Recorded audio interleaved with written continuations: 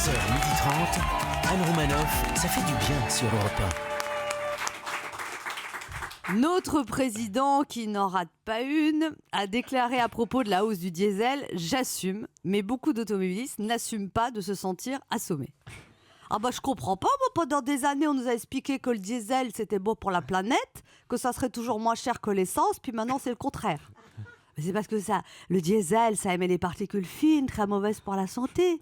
Bah pourquoi qu'ils nous l'ont pas dit avant, hein? Le diesel c'est tellement cher que bientôt on va hésiter entre je prends la voiture ou j'élève mes enfants. C'est vrai qu'entre le prix du diesel, les contrôles techniques, les parkings, les radars sur la route, les futurs péages urbains, 2 trajets en voiture, bientôt ça va coûter plus cher que les études supérieures de tes gosses. Non, en fait, le diesel, en fait, c'est comme un problème de CM2. Compte tenu de l'augmentation du diesel de 24% en 6 mois, compte tenu de la hausse de la CSG et que la taxe d'habitation n'a pas été supprimée partout, calculez dans combien de temps les Français auront l'impression de s'être fait niquer. Très vite, très vite. Sinon, pour remédier au prix du diesel, évidemment, il y a le covoiturage. Le covoiturage, c'est plusieurs passagers avec des boulots différents qui vont dans la même direction. En fait, c'est le contraire de la politique, où ils ont tous le même boulot, mais il n'y en a pas un qui va aller dans le même sens. Sinon, tu peux faire du stop, bien sûr, mais ça dépend où t'habites, parce que dans le Berry, tu peux rester une journée entière sans voir une voiture passer. Alors vous allez me dire, il y a Blablacar, mais dans le Berry, Blablacar, c'est du blabla en entendant le car. En plus, si t'habites en pleine campagne en ce moment, t'as plus de chances d'être pris pour un sanglier que par une voiture. L'autostop en période de chasse, c'est devenu un sport extrême.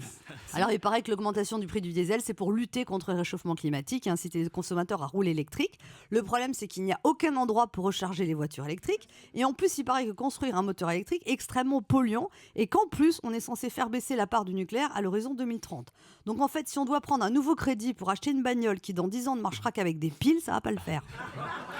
D'ailleurs, vu le prix de la voiture électrique, la seule voiture électrique que les automobilistes ont les moyens d'utiliser en ce moment, c'est l'auto-tamponneuse.